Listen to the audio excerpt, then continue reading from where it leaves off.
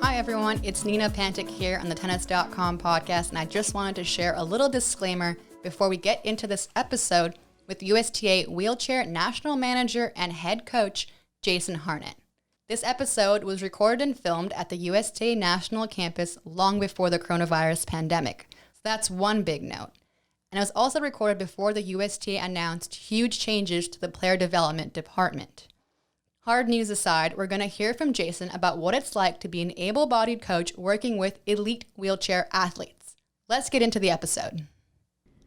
Hi, everyone. Welcome to the Tennis.com podcast. We have an incredible episode lined up for you. We are in Lake Nona at the USTA National Campus. I'm one of your hosts, Nina Pantic, and I'm joined by a co-host, Irina Falcone. Hey, guys. How's it going? And we're joined by our special guest, Jason Harnett. Thank you for having me, ladies. Thank you. And also in studio with us is Coach Mick, helping us mix the studio sound. So today we're going to talk about wheelchair tennis. Jason is the national head coach of the USTA. He's been in that position since 2016, I want to say. Correct. But he's been working with the USTA wheelchair program since '98. Yep. So Jason, tell us a little bit about your background in tennis and specifically how you got into wheelchair tennis. Wow, it's a long story. It's not that long. I'm not that young, but we as a family moved from Chicago. Was it 1978 to Southern California? So I pretty much grew up in Orange County, in Irvine, California. And my father was a football player, and he loved football, but he thought, well, my sons are going to be smaller guys, so maybe football's not for them. So maybe tennis, maybe baseball. So we played a bunch of different sports, but tennis really grabbed hold by about high school. And so, as a kid, we grew up at the Racket Club of Irvine, which is a really nice club in Southern California. And every year when we joined there, I think I was about 12 or 13 years old, and the wheelchair U.S. Open was there every year for about 13 or 14 years.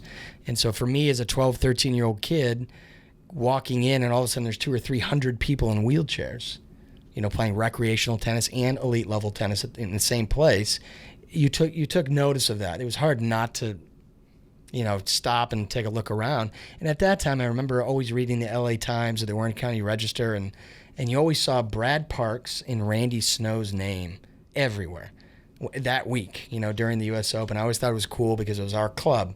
But it was Brad and Randy were the stars, the legends of the sport, and Brad being the founder of the sport. I didn't know that at that time. I just, it must be a pretty good player. And so you go through that for a few years.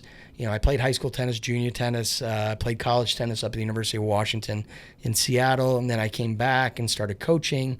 And I remember my first real adult coaching gig was at the Vic Braden Tennis College in Costa de Caza, which is just south of Irvine. And Vic had asked me, can you help a couple local wheelchair athletes set up a ball machine? Right? I just thought, this is cool. I'll help these guys. We started talking wheelchair tennis, and I explained, I said, I remember seeing, maybe not you guys, but I saw players when I was about 12, 13 years old, and they, explained, it's, it's one of the biggest events in the world. And so it kind of, got me refreshed and getting to know these guys. And a local pro in Mission Viejo, California, which is right next door to Codo, asked me, he wanted to hire me because I could play and help him with his collegiate players and his young pros. And he said, I want to start a wheelchair program. And I want to start it on Thursday nights at 6:30. Are you interested in helping me? And I was like, that sounds great. And then I explained how, the same thing I just said. I saw it as a kid, and Vic had me, help out with some of the local players. And he said, let's do this together. And we ended up doing that for 14 years together. It was rain or shine, Thursday night, 6:30 to 9, going out to dinner afterwards with everyone, being social. And what you realize at that point was these folks just wanted to play tennis like anybody else. A lot of these folks worked. I think there's always a misconception that folks in chairs don't work, and they don't. No, these are just people who just found a place that they can be around other people who have a similar situation.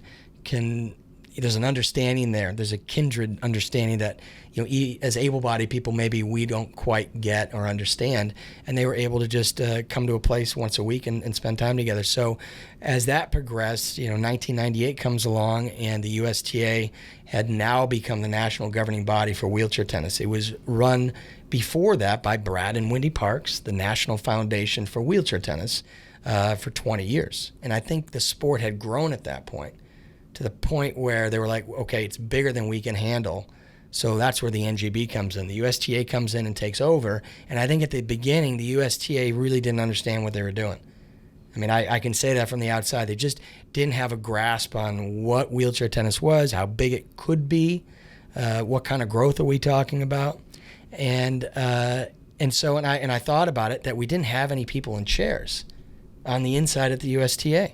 And everybody who was on the board of directors for the National Foundation for Wheelchair Tennis, except for maybe one or two people, were all in chairs. And so there was an emotional invested interest in being successful. Not that the USTA didn't want to be successful, but it just, I don't think they knew where to go with it at the beginning. And it's taken a long time to get that on track. And Dan James took over this position in 2003, and that's when I think our division really popped and started taking off. And I don't think anything really started really moving except for the past few years here with the national campus. So I know it's a big start. Yeah, that's an Yeah. amazing start. Yeah. What would you say is like the biggest difference? You said that in the last few years, there's definitely been a lot of change. What's been the most significant, I think, for you? Yeah, I think for me, getting on the inside, I was always on the outside as a national coach, contracted coach. So, decisions are made and you understand why, and sometimes you're not sure. And you get inside the USTA and you see how this place operates, and it's a big machine, right? And we're a small department. And you always feel like we've been overlooked for a very long time. We had a very difficult time engaging with player development for various reasons, but they're wonderful people. And it's just a disconnect. And you're trying to figure out why that is. And then you get in and you realize, they're a machine over there running. And here we come, 2016 here in Lake Nona. And I told Martin Blackman, I said, if we had come in here with the approach that we want to ram player development from the side and say, here we are, wheelchair tennis, take us in, right? I don't think that would have gone over very well. So we realized the collaborative nature of everything that goes on here at the campus is vital for our success. That we've got to make sure that we're engaged in every conversation about tennis, whether it's junior tennis, adult tennis, league play, NTRP, player development, collegiate, all of it has to involve wheelchair. And we realized it hadn't been. It was always like, oh, wheelchair, what can we do with that? By that time, a lot of the times it was too late. And so it's not that you're an afterthought, it's just it wasn't thought of as being part of the template. And I really think that was our goal here coming to the campus, was we are going to, number one, be involved in every conversation. It doesn't have to be where we're involved with everything, but we do have to be thought of, and that is what's happened. But with your day-to-day life, you're still getting on a tennis court and coaching, right? It's changed. I mean, my life from being a teaching pro for over 20 years, coaching collegiate players, coaching professional players, able-bodied, and then on top of that, our Paralympians as well, a mix of all of that, to now very corporate, very managerial. I mean, we're running a department and having to have the vision of what does that look like. And every coaching manual, every collegiate course, anything engaging with USPTA, anything off the court, that's my job. And then when players come here to train, and I'll talk about that in a little bit, that's also my job. So I do get a little mix on and off the court, but my on-court time has cut down immensely compared to my old life. But you've always been an able-bodied coach working with Correct. wheelchair athletes. Is that ever a disconnect, or is that very common for coaches not to be in wheelchairs? It's a great question. I think coaches, and I'm the same. So when I first started, you look at disability and you look at the wheelchair, and you see those two things as the scariest thing in the world, right? I don't get disability, and the wheelchair looks complicated. How does it set up, and how is it set up differently for every person that plays, which is true. The chair sets up totally differently. And so I think, like any teacher, you're going to have to sit back and stare at it for a little bit and try and understand everybody's situation might be a little different, and you've got to be patient, and you've got to be willing to work and adapt with that athlete. If you're not that type of person, it may not be for you. But I think if you're a teacher, a true teacher, wheelchair tennis is fantastic. And there's a lot of things that cross over from the able-bodied side. It's not that complicated. Just a very random question. Not a lot of people understand wheelchair tennis. I'm one of them. I don't know a lot about it. But as a coach, do you ever feel that you have to get in a chair as well and hit with them to kind of see what they're, not exactly what they're going through, but Sure. just to make sure that you're getting your point across? Because Yeah, I agree totally. Yeah, absolutely. You have to dive into the world as much as you can, right? I don't have a disability, so I can't say, like you said, I know exactly what it feels like or not feel like or what my limitations could be. I think those are always questions that are asked. And I think getting in a chair, it's like being a coach. I'm right-handed, but I'm coaching a lefty, right? I've got to make sure that I can demonstrate things left-handed. I don't have to be 100% proficient, but I do have to be able to show what I want as a coach. And I think as a wheelchair tennis coach, you have to have some comfort being in a chair and understanding mobility patterns, understanding chair setup. And that takes time, right? That's not overnight. And I don't think, the cool thing is I don't think any of the players that you would work with at the beginning expect that of you. They understand that wheelchair tennis is going to be new to you and that you have a learning curve just like they do, right? And so we always said it's much different in wheelchair tennis in that the players tend to be the teachers as well. They really do mentor the coaches about disability, about chair setup, about those things that, I mean, how could any able-bodied coach walk out and watch a wheelchair tennis player and say, yeah, I totally get that chair. I completely understand why your back's to the court and why you're heading away at a 45-degree. I mean, I understand that right away. Of course not. You have to understand because there's a lot of instinct from us as able-bodied people that interferes with wheelchair tennis and the way it works, especially in mobility. And I think that's the tricky part is a neutral position in wheelchair tennis is actually with your back to your opponent at a 45-degree angle pushing away from the baseline. And as an able-bodied coach, that sounds ridiculous.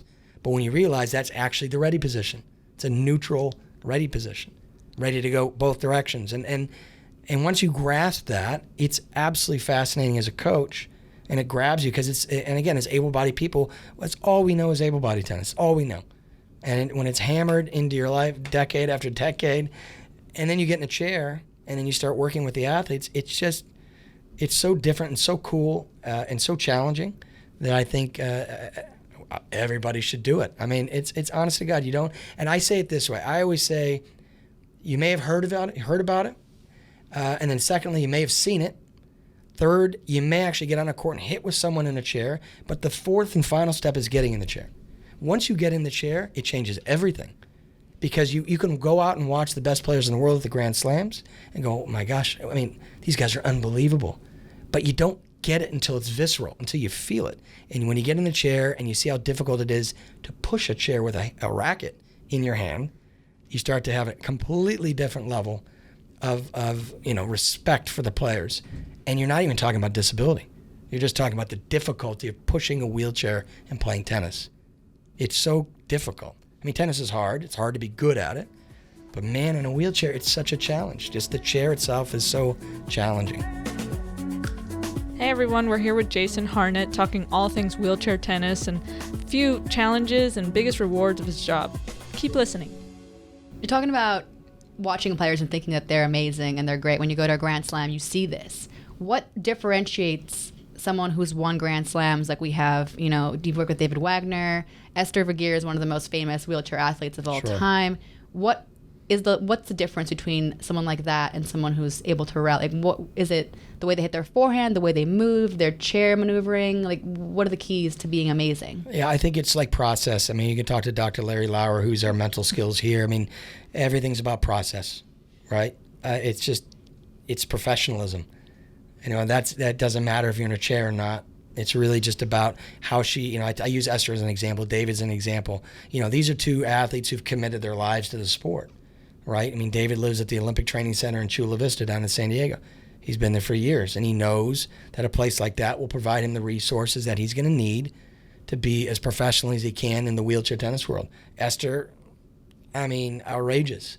Her professionalism. That was, and not to stay on her that long, but I think, someone who had a 470 match winning streak, what a lot of people don't know is before that streak began, she had an almost 200 match win streak going or something like that. And then she took a loss and then began a new streak of 470. I mean, so many things have to go right. There's so many, you're talking no sickness, no injuries, no chair breaking at the airport. So many things went right for her. Think about that. You're talking over a decade. But it's not luck, right? She's professional. She's prepared. She does everything right. She trains with the right people. She knows when to be social, when not to be social. That's like any professional athlete. They know when it's time to turn it on, and they know when it's time to relax. So, I mean, for them, yeah, I would say it's absolutely no different than their able-bodied counterparts, right?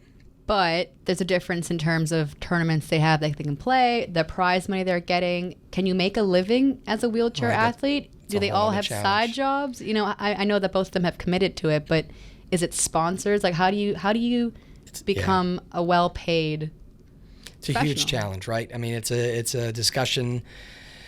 You know, being one of the longest-standing coaches, it's hard to believe, but you know, I'm on an ITF task force helping them look at the future of the sport, and I know the financial health of the wheelchair tennis tour is a huge challenge. Thank goodness for Uniqlo. Uniqlo has come forward and they've sponsored the entire tour. You know, so you have some major corporations that are involved, and thank goodness for them, because they keep the sport afloat. And for players to make a living, I think it's a huge challenge. At the top, some of the best players are now, starting to get sponsorships that able-bodied pros are getting. I use Uniqlo as an example. Roger Federer, Kei Nishikori. Well, we also have Shingo Kunieda, who's arguably the Roger Federer of the wheelchair tennis world, along with Esther, and then Gordon Reed, who you've interviewed on this podcast.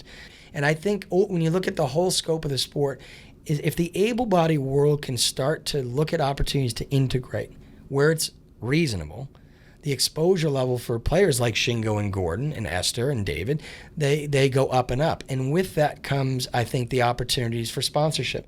That's where players can start to make a living. Now, the prize money at the Grand Slam events has only gone up. And it's becoming more competitive, where I think we were behind for years. And, with Katrina Adams in here, Katrina was just like, we're not last anymore. We need to do this right. And we got the bump. We've gotten a bump 3 years in a row. And I think all the other Grand Slams are seeing that and going, okay, we need to start picking it up here. And I know the wheelchair athletes know it's not a revenue side of the sport, right? People aren't going to the U.S. Open to watch Shingo or David Wagner. They may know who they are in passing, but they're going to see the big guns, right? The able-bodied players. And the wheelchair events there are kind of part of the show, right? And so the prize money is just simply not going to be as large. Now, the way the tour is set up, the most successful athletes on tour are starting to make a pretty nice living. But again, it's not much different than the able-bodied tour, right? The elite are getting paid, and as you get lower in the rankings, it gets tougher and tougher and tougher to survive. And you scrap and you scrounge and you do what you can to stay afloat. It's absolutely no different on a smaller level, obviously, but it's the same struggle. I would probably say, though, that a 99 ranked able-bodied player, how much more do you think they're making compared to the 99th ranked wheelchair player in the world? It's night and day. Yeah, not even close. Yeah, I would say, even a player ranked 100 in the world from a prize money standpoint, not sponsorship, because I do know Shingo and Gordon and Dita DeGroot, some of the top players on both sides are making some real money. Dylan Alcott out of Australia. Mm-hmm. I mean, he's like a juggernaut. I mean, that guy, and he's making money. But again, that's more him segueing into the able-bodied world and making money. He's figured that out. But our top players, from a prize money standpoint, if they're having a great year, I would say probably 150 in the world is close to what our top is. 100 in the world is probably close to what our top 5 are making. To put it in perspective, the first-round loser of most Grand Slams is making more than the men or women's winner of the wheelchair event. Right? First-round loser on the able-bodied side, sometimes even qualifying. They're making more money as a third-round loss than the winner of the wheelchair event.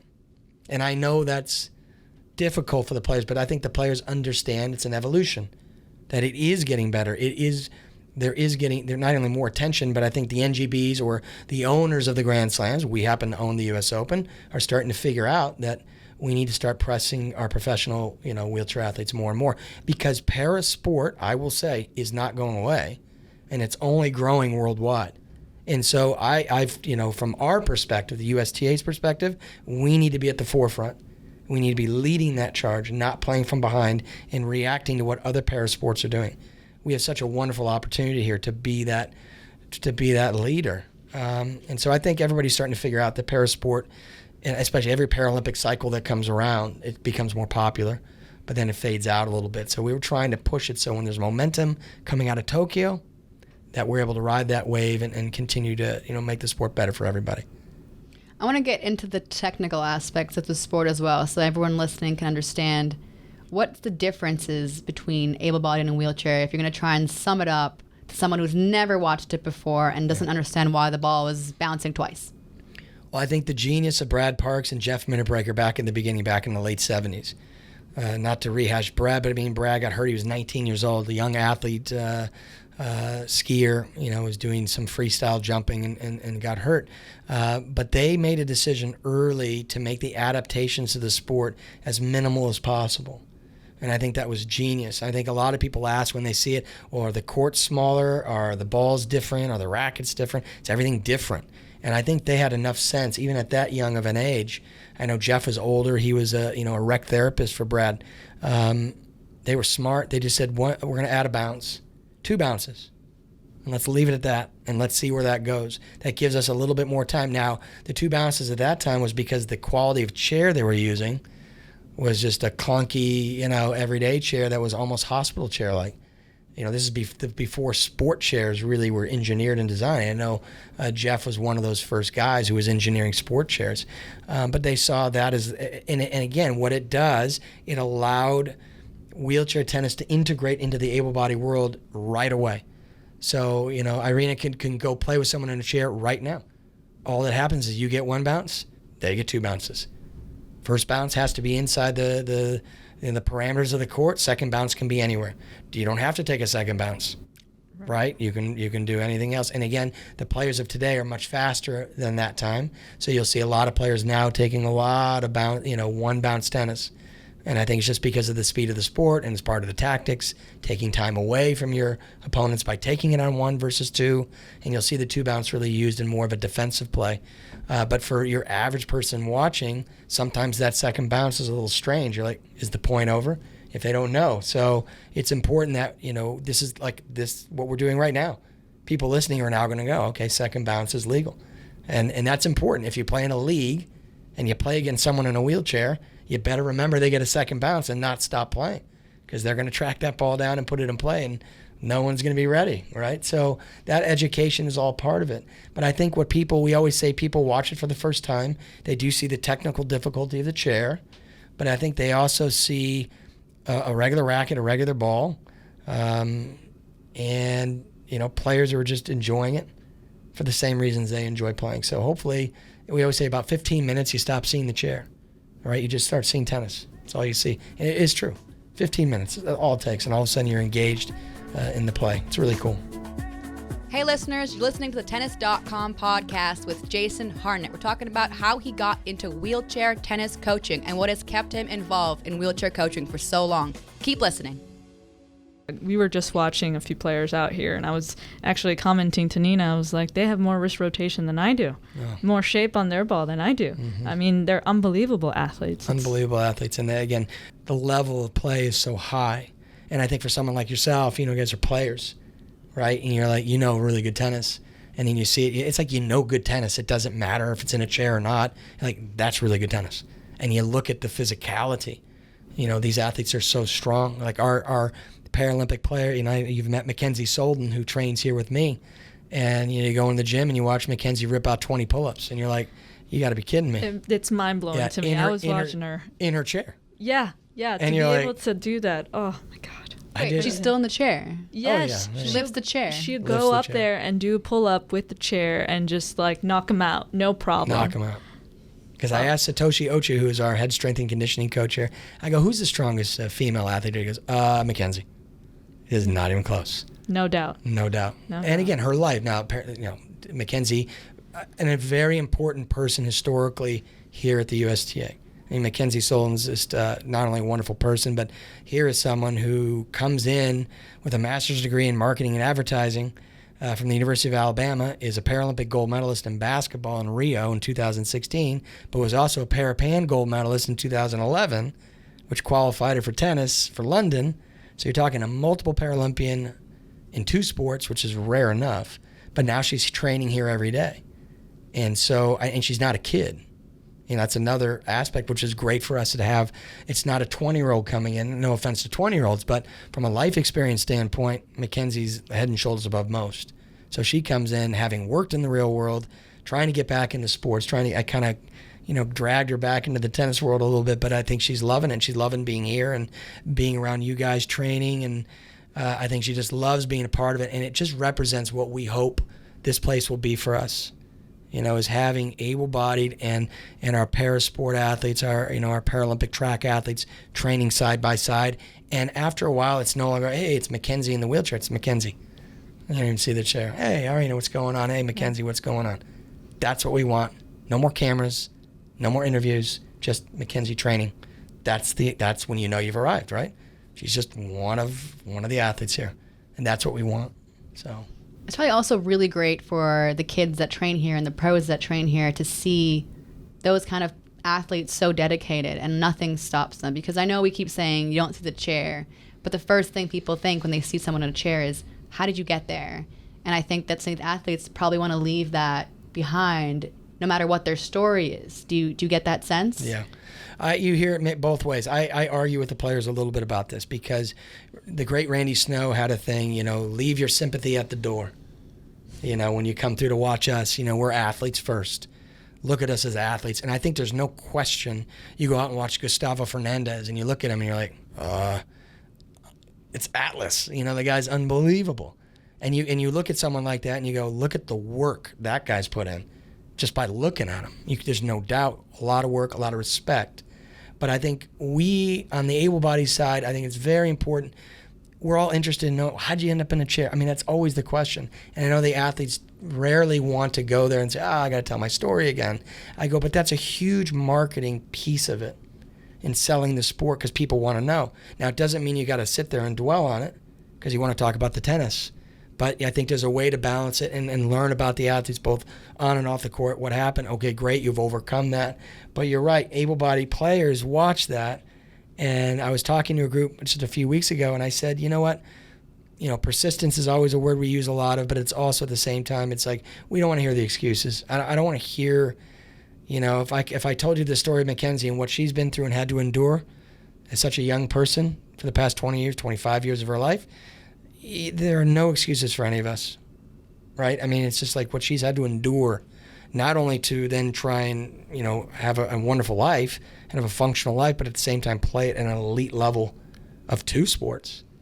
It's so, and I say they hate the word inspiring, but it's inspiring. I'll say it. I mean, it's like you see that, you're like, my goodness, what am I complaining about? And it's not that, my life's better than, it's not at all. I don't mean it that way. I just mean, man, they have gotten through stuff that most of us hopefully will never endure, and they've taken it to a whole new level. And it's just an honor to be around a lot of these athletes and these people. They're just wonderful people, so very lucky. I think it's right that you use the word inspiring. I'm sure it inspires you to get up in the morning and come train them. That's my 3 kids inspire me. I've got 3 little ones, and that really, it's like anything, right? You prioritize. Your athletes are very, very important. Your world's important. I have family, and that's a whole nother level, right? But I always say I feel like, there are ghosts chasing me in some ways. I always say, I'm an able-bodied guy in a leadership position on the parasport side. And I know there's been probably some talk, how come there isn't someone in a wheelchair in this position? Why is that? And you wonder, why is that? Well, you want to have, obviously you want to have someone who's hopefully ready for the position. It's a big position. There's lots to do. And I do hope that there will be a point where this position will be run by someone in a chair, someone who's gone through the paces like I have in the tennis industry. They understand what they're up against, and they're ready to take it on because you want to have ownership of your sport, right? You want to take ownership. So, yeah, some huge challenges, but... it does inspire. I mean, every day you're just like, you're helping a population that wants to play tennis like anybody else, right? Pro side, grassroots side, doesn't really matter. Collegiate tennis, huge push for us. So many aspects to it. The fact that you were introduced to wheelchair tennis at such a young age, do you ever kind of think about the fact that maybe you were meant to have this job? I don't know. It's tough. Maybe. I mean, it came around, right? It came back around twice.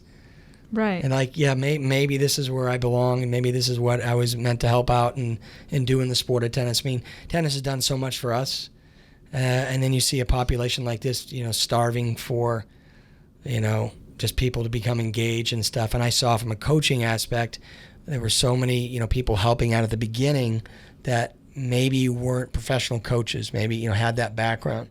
And really at the beginning in 98, there were 4 of us who came in were professional coaches. I think that was the first time the USDA had, thought, wow, we have a coaching staff. We have an official coaching staff. And maybe that was the time where you thought, okay, this is our time.